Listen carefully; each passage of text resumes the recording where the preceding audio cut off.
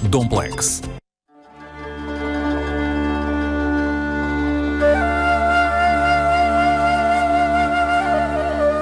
Cerca Moura, Lisboa.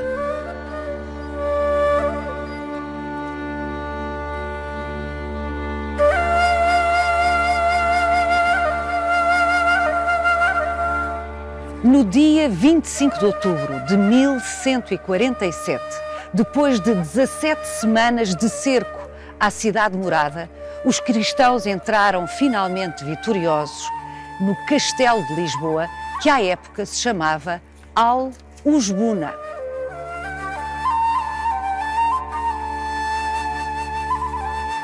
Nesta torre do Castelo Islâmico foi hasteado o estandarte de Dom Afonso Henriques, o rei conquistador, aqui apoiado por milhares de cruzados do norte da Europa. Poucos dias depois, um cruzado inglês escreverá uma longa carta a um homem de nome Osberto, a quem narra com bastante pormenor os acontecimentos da tomada de Al-Usbuna.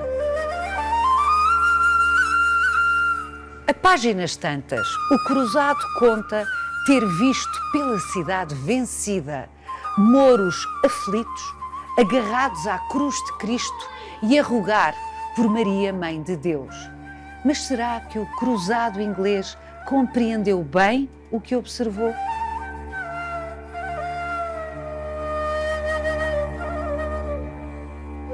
Que cidade era afinal Al-Usbuna, quando em meados do século XII foi conquistada aos muçulmanos pelos cristãos? Vai querer saber mais? Venha connosco nesta visita guiada.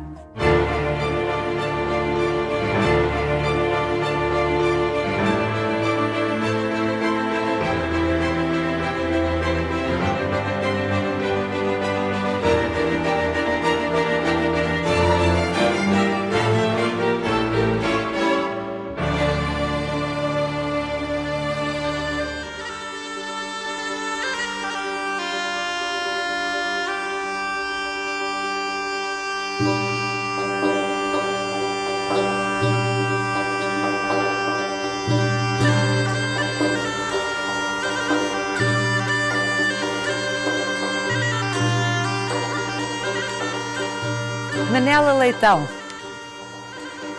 a cerca moura ou cerca velha, de que temos aqui um troço, era o primeiro anel defensivo de Al-Usbuna, que é o nome islâmico da cidade de Lisboa. Portanto, estamos a falar século XI, século XII. Era a primeira muralha que se avistava quem chegasse pelo rio.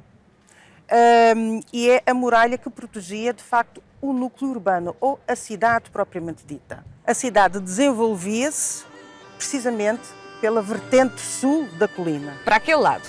Exatamente, até ao rio.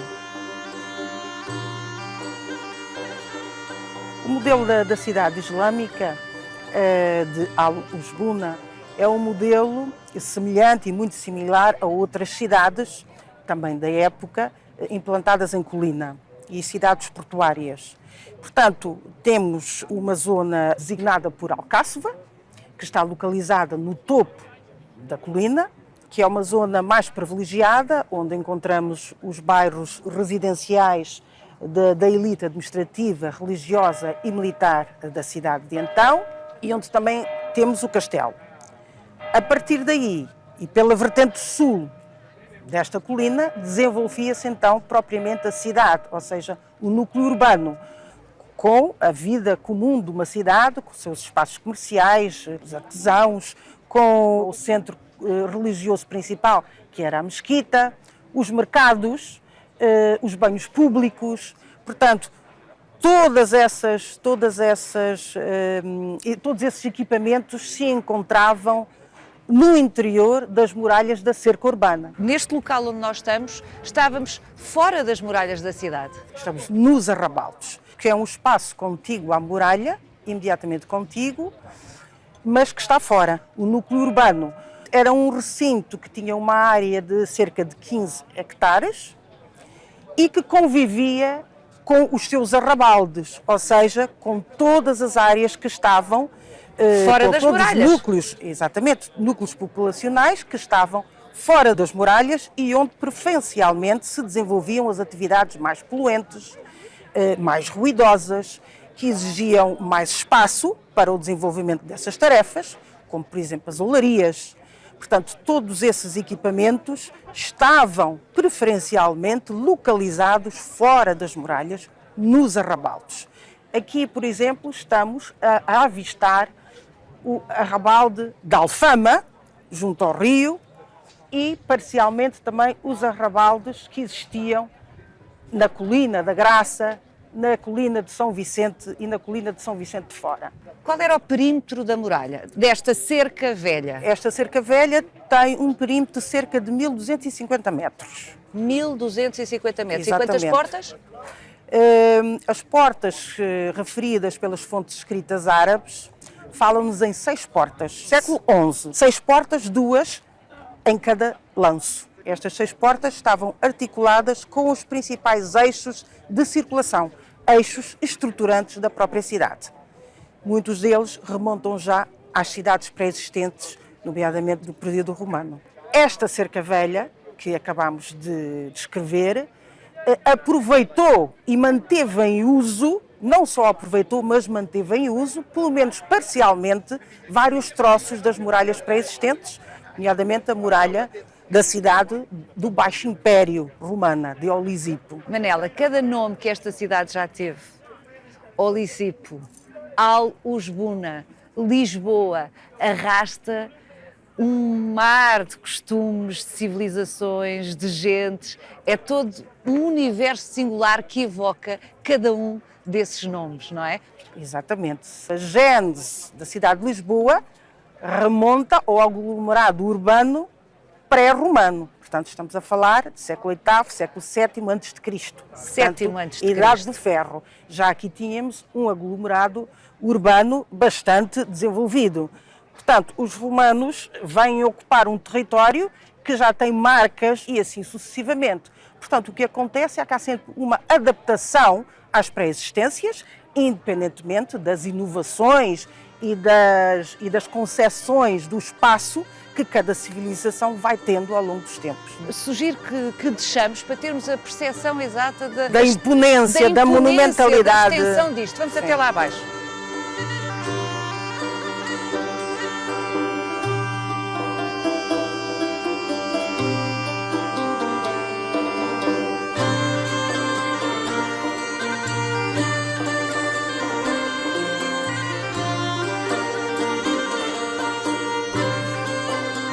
Aqui temos um segmento de muralha de época islâmica. Este é talvez o mais monumental e o mais impactante que pode ser visto hoje na cidade. Esta escarpa, constituída por estas bancadas de calcário, serviram também como embasamento ou como fundação da própria construção. Portanto, toda a artilharia assenta diretamente nos afloramentos rochosos, como aqui podemos ver. Mas como é que sabem, Manela, que este troço é um troço especificamente islâmico e não é um troço, por exemplo, romano, que a muralha islâmica aproveitou? Bom, aqui o contributo da arqueologia foi fundamental para podermos esclarecer a cronologia deste troço da muralha. E as escavações que foram aqui feitas, nomeadamente junto àquela torre que se vê daqui, aquela torre monumental, permitiu reconstituir toda a evolução construtiva deste troço que remonta à época romana. E baseados na relação estratigráfica entre essas mesmas estruturas, percebeu-se que toda esta estrutura que aqui está, este lanço, já era de época islâmica. Se reparar, tanto a torre como este pano de muralha é constituída por fiadas muito regulares, fiadas horizontais, regulares, de grandes silhares, portanto, cantarias de grande calibre. Muitos destes silhares apresentam uma característica muito peculiar. Se reparar, elas têm uma saliência, muitas destas. Sim, pois tem. Portanto, isto correspondem a silhares almofadados.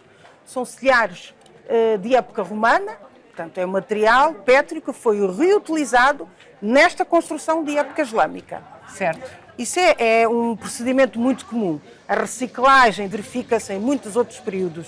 Se repararmos depois aqui, em relação a esta torre, isto é outra torre, já apresenta um paramento completamente distinto. Vejam que só estas duas primeiras fiadas, que aqui estão, apresentam características mais semelhantes a esta construção pré-existente, e depois temos uma construção nova sobre, portanto, esta construção aqui já deve, ou será já, de época cristã.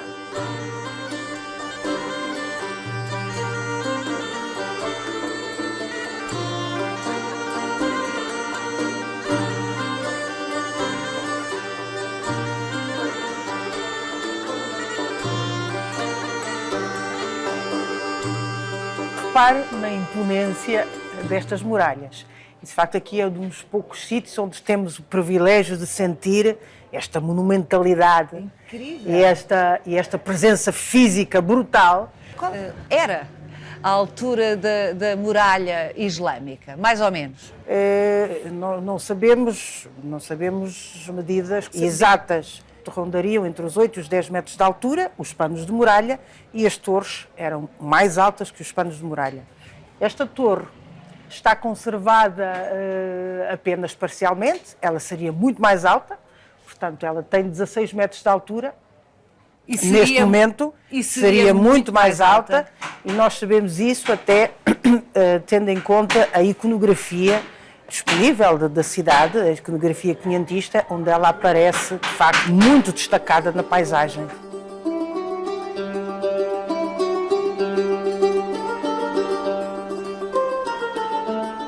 Manela, e que tal entrarmos para dentro da Medina, ou seja, cruzarmos este pano de muralha e irmos até à muralha da Alcáçova? Vamos a isso. Vamos embora. Vamos embora.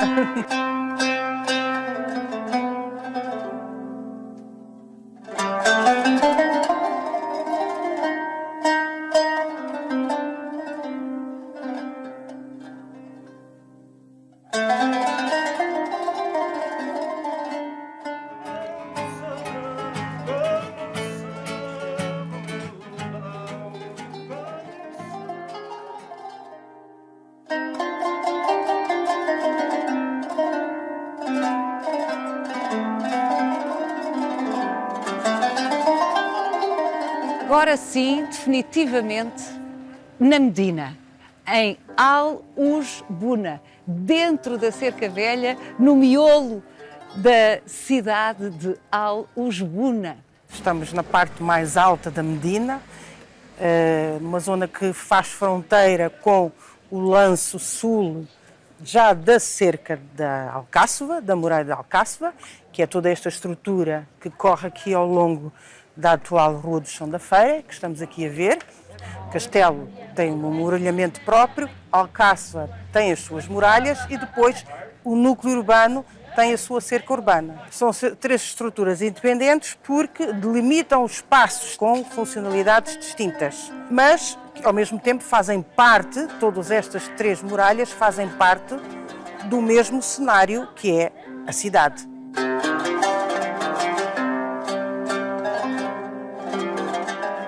Manela, não podíamos terminar esta introdução às muralhas da cidade de Lisboa quando era Al-Ujbuna, a cidade islâmica, e muito particularmente entre o século XI e o século XII. Dom Afonso Henriques e os Cruzados chegaram aqui em 1147 e a partir daqui a história já é outra, e foi precisamente a cidade islâmica que a Manuela Leitão, arqueóloga da Câmara Municipal de Lisboa, tratou de sinalizar com estes tótems, chamam-lhe tótems, não é? Esta sinalética informativa não trata apenas da cidade islâmica, abrange também a cidade cristã, porque o traçado das muralhas Se mantém. Se mantém, exatamente. Portanto, é a cidade medieval, É a islâmica cidade medieval e cristã. Exatamente, exatamente.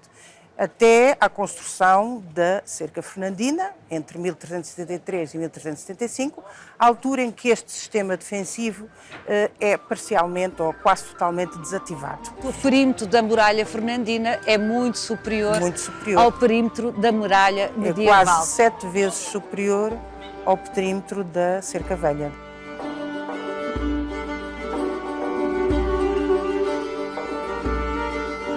Temos 16 tótems informativos instalados nos sítios mais importantes para se compreender a estrutura da muralha, mas a muralha inserida nos vários espaços urbanos. Isso é que é muito interessante. Nós sabemos que há visíveis, embora não acessíveis ao público, troços de muralha dentro de uma série de edifícios icónicos da cidade de Lisboa.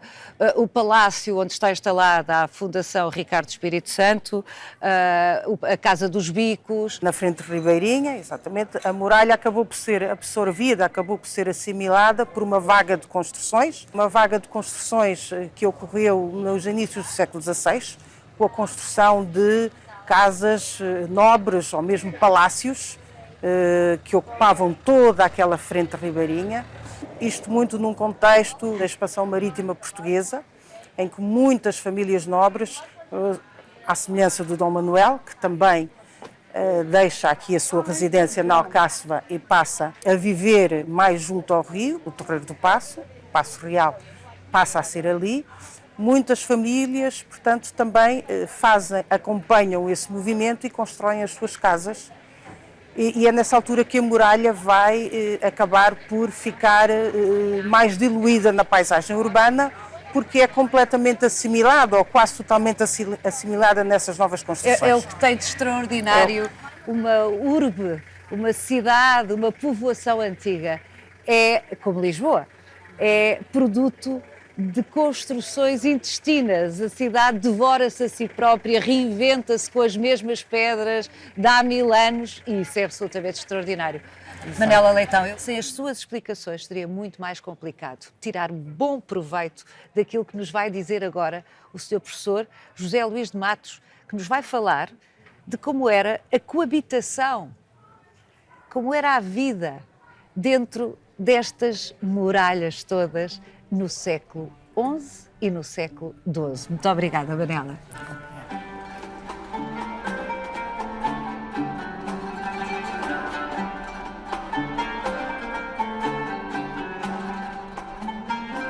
Cruzando a porta de São Jorge, estamos já dentro da Alcáçova, da antiga cidade islâmica.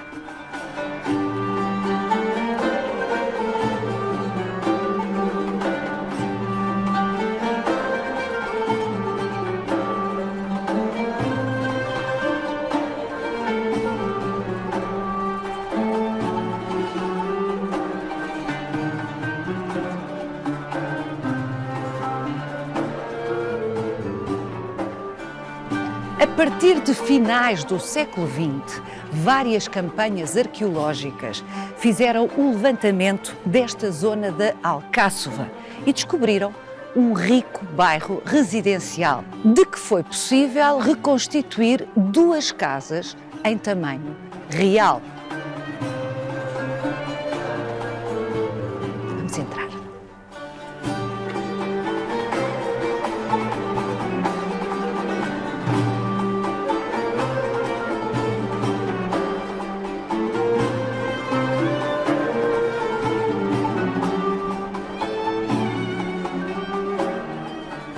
O reboco pintado que sobrevive ainda das decorações do salão dá conta de como viviam requintadamente os muçulmanos que tinham direito a residir na Alcáçova.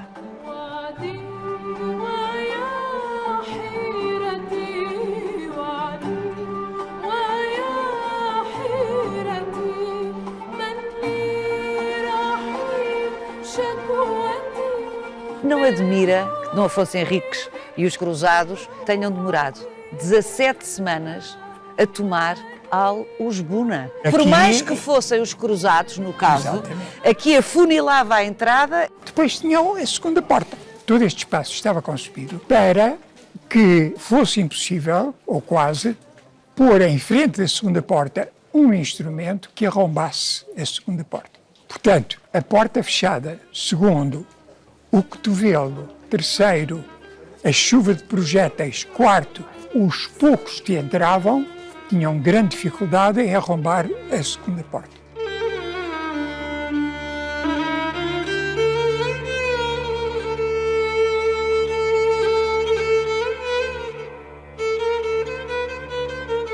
Sr. Professor, a tomada de Lisboa pelos cristãos foi quase há 1000 anos. Que bases documentais existem para se poder afirmar que as coisas se passaram assim e não assado? Para mim, o mais significativo, a fonte mais significativa é a chamada Carta a Osberto, de um R, talvez um Raul, um cruzado.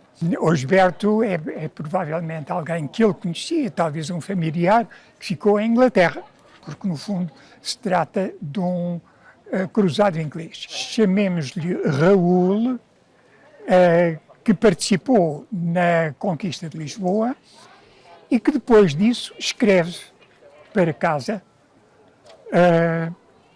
uma carta que tem pormenores muito significativos. A informação válida que a carta dá é muito importante para nós podermos perceber o que era a Luxebuna.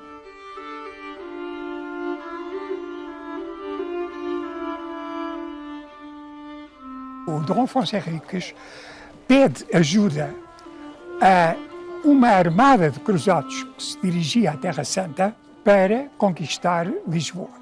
Nós não sabemos muito bem quantos eram.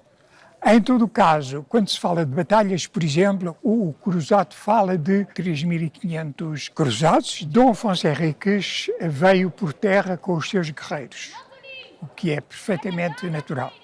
Dom Afonso Henriques estava mais ou menos sediado em Coimbra e continua a lá estar, porque Lisboa fica durante muito tempo entregue aos cruzados, digo eu. Não só, claro, que havia gente de Dom Afonso Henriques depois, aqui também em Lisboa, mas o que é certo é que ele veio por terra. Depois vamos ver onde é que os cruzados se localizaram em terra, os ingleses e os normandos de um lado, os de Colónia e da Flandres do outro. Integravam todos a mesma armada? Integravam todos a mesma armada, embora fossem grupos diferentes e até, a certo ponto, inimigos no sentido de que não concebiam a ida à Terra Santa da mesma maneira. Para os ingleses e para os normandos era uma expedição religiosa, antes de ser qualquer outra coisa. Para os outros, pelo que diz a carta do cruzado inglês, eles vinham, era à procura do saque. Para saquear. Portaram-se mal, sobretudo na entrada em Lisboa, porque os da Flandres e os de Colónia foram matar o bispo. E isso é um facto histórico. Este é um facto histórico. O que o Raul considerava realmente como um verdadeiro escândalo face àquilo que eles tinham combinado antecipadamente. Ora, durante essas semanas todas que me falou, 17 semanas 17 de cerco. semanas de cerco, houve vários recontros, praticamente todos os dias, ataques mútuos que os cruzados faziam, sobretudo aos arrabaldes que não tinham muralhas e que se defendiam a pau e pedra, como se diz em português, que se defendiam sobretudo atirando pedras porque não tinham armas. É que as armas estavam, o que é perfeitamente natural, dentro da cerca-mora. O Raul escreve que dentro da Medina Islâmica havia 15.000 combatentes e quando estes se cansavam, passavam as armas a outros. Em outubro de 1147, os ingleses e os normandos fizeram uma torre de madeira que veio do sítio onde estavam ancorados até à muralha da Cerca Moura e a Cerca Moura Foi tomada. foi tomada.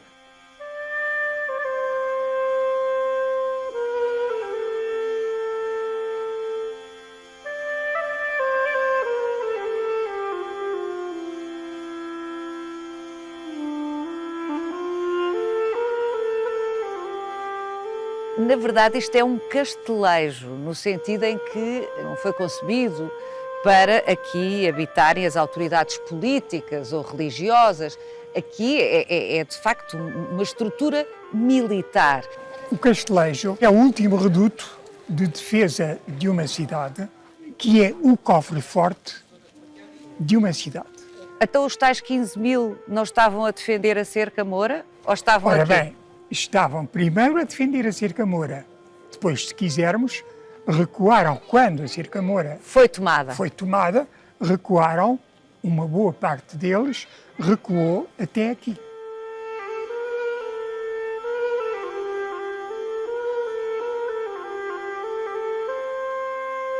O castelo medieval é assim, tem fundamentalmente duas praças, a Praça Militar, que é esta onde nós estamos, e depois a Praça Civil, que é o sítio onde ficavam os mantimentos e onde se refugiavam as personalidades mais importantes.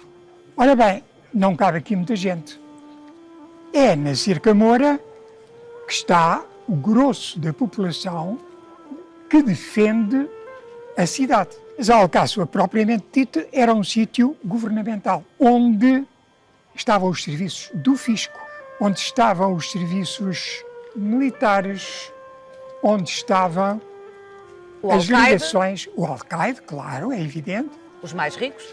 em certa medida, ou os mais notáveis.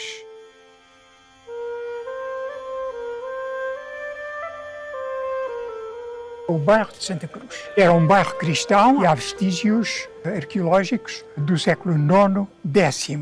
Isso é extraordinário. Então quer dizer que junto à zona mais nobre da cidade islâmica existia uma igreja cristã? Existiu. É bom lembrar que a Mesquita de Córdoba foi logo no princípio utilizada quer por muçulmanos para o seu culto, quer por cristãos. Dividiam o mesmo templo? Por que não? Porque, no fundo, as igrejas autocéfalas tinham uma proximidade muito grande com os muçulmanos. Os muçulmanos são de origem abraâmica, tal como os judeus. E, portanto, há aqui uma ligação muito forte, sobretudo na Antiguidade, entre estas três religiões abraâmicas, ou chamadas pelos muçulmanos religiões do livro. Este cristianismo em que o bispo é a cabeça da diocese e com autoridade quase total sobre a sua diocese, exceto aquele que vinha das convenções dos sínodos e dos concílios. Como ainda hoje acontece na Igreja Ortodoxa. Ora, o que vai acontecer de facto na Idade Média, no século XI sobretudo, é que as igrejas cristãs vão ficar sob a autoridade cada vez maior do bispo de Roma, ou seja, O Papa. o Papa. E, portanto, é a partir daí que o poder papal se estende a toda a feudalidade europeia. Põe e depõe bispos, põe e depõe reis. Ora bem, este cristianismo é um cristianismo que evolui no sentido da centralidade do Papa, mas o cristianismo anterior em Lisboa vem pelo menos desde o século IV.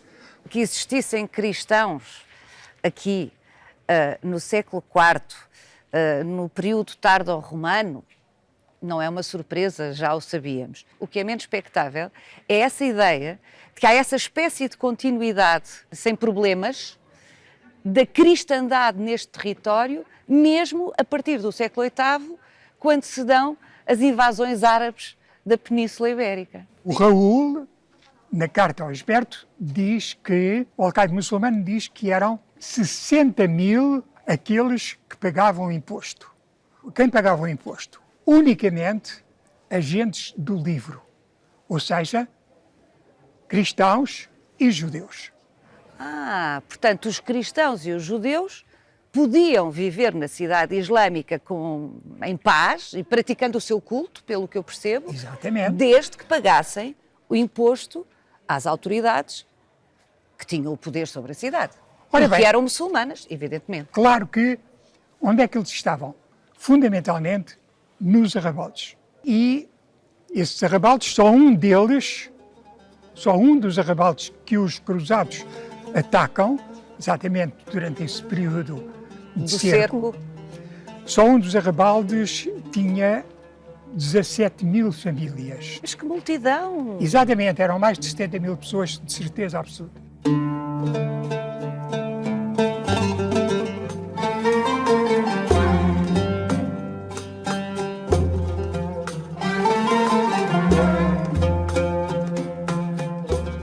Não paro nunca de me espantar e encantar com este caminho para a Torre de São Lourenço. A Torre de São Lourenço era um poço fortificado onde os habitantes do castelo iam buscar água e depois a depositavam na cisterna, porque a água era um bem preciosíssimo numa cidade cercada ou num castelo cercado. Portanto, no fundo, isto era a maneira de ir lá abaixo buscar água em segurança. Em segurança.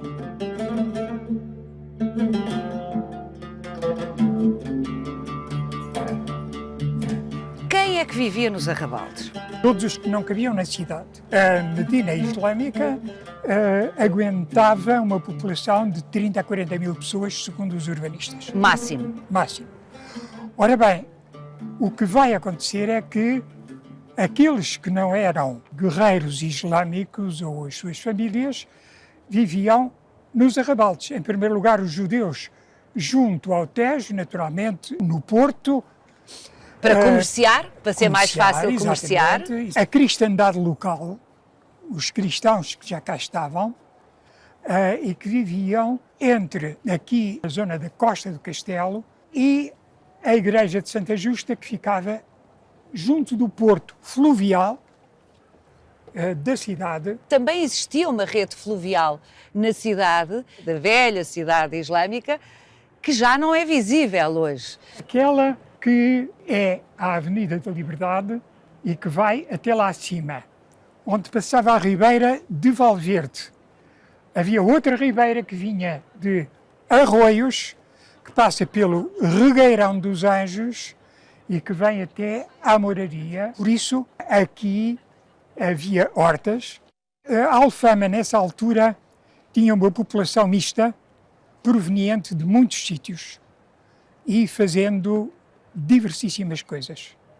Desde aqueles que navegavam, os aventureiros da época islâmica, até aos mercadores que navegavam entre a margem sul do Tejo e que traziam as cebolas, o carvão. Se bem compreendo, nos arrabaldes viviam judeus, cristãos, islâmicos e gente de toda a parte. Ora bem, quanto a mim, sobretudo cristãos. Os judeus sempre foram uma pequena minoria comerciante e na época islâmica não devia ter uma expressão muito grande. Eram sobretudo cristãos. Estamos a falar de uma população que é uma população enorme e que ultrapassa largamente o número de guerreiros islâmicos que defendiam a cidade dentro da cerca murada. E seguramente ultrapassavam em muitíssimo o número dos cruzados que entraram na cidade em 1147. Em 1147. É claro que havia também os guerreiros do Afonso Henriques, que não sabemos quantos eram, mas eram capazes de também ser alguns milhares, e que se localizaram junto dos seus amigos moçárabes. O Afonso Henriques tinha uma especial devoção pelos moçárabes, por isso é que ele vai mandar fazer o mosteiro de São Vicente, que é o santo dos moçárabes.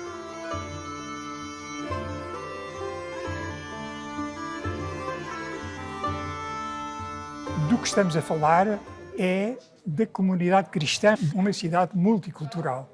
A tal ponto que a carta começa por dizer que Lisboa era uma sentina infecta, onde tinham desaguado as águas sujas de todo o mundo. Por que razão? Cada um podia ter a religião que queria.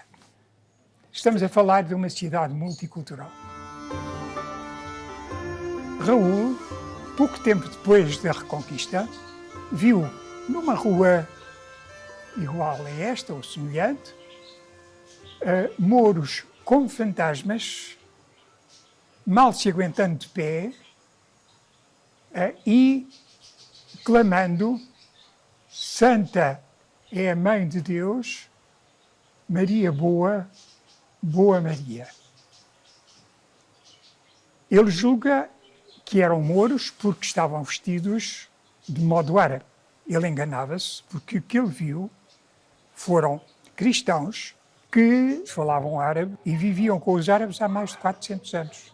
Extraordinário. Aquilo que hoje seria o maior elogio que se podia fazer a uma cidade, à época, na perspectiva de um cruzado papalista, aprendi a expressão com o senhor professor, um obediente ao Papa, que pretendia ter uma posição hegemónica na cristandade, era de facto uma pouca vergonha, porque todos coabitavam e todos podiam ter a sua religião.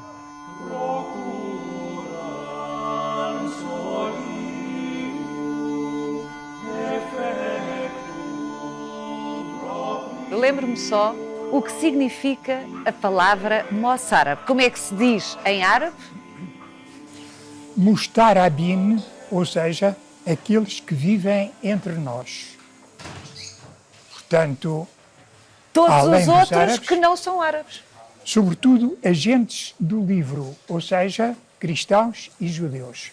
Os cruzados vinham com uma missão oficial, encomendada pelo Papa, tornar obediente toda a cristandade às regras que o Papa, o Bispo de Roma, impusesse.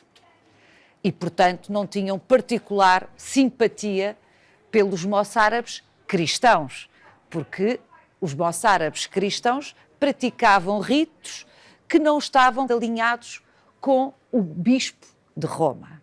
Mas Dom Afonso Henriques tinha uma franca simpatia pelos moçárabes cristãos, evidentemente. E os moçárabes, por ele, tinham uma grande simpatia pelo rei. Em abril desse ano de 1147, eles tinham aberto a porta de Santarém ao rei e aos seus guerreiros, da Medina Islâmica de Santarém. E, de facto, ao fazer o mosteiro de São Vicente e ao entregá-lo aos monges de Santa Cruz de Coimbra, que eram muito próximos, sempre foram muito próximos do rei, do Afonso Henriques, Dom Afonso Henriques dava aos moçárabes um sinal da sua simpatia. O que é facto é que o santo dos moçárabes passa a ser o santo protetor de toda a cidade da Lisboa cristã, São Vicente.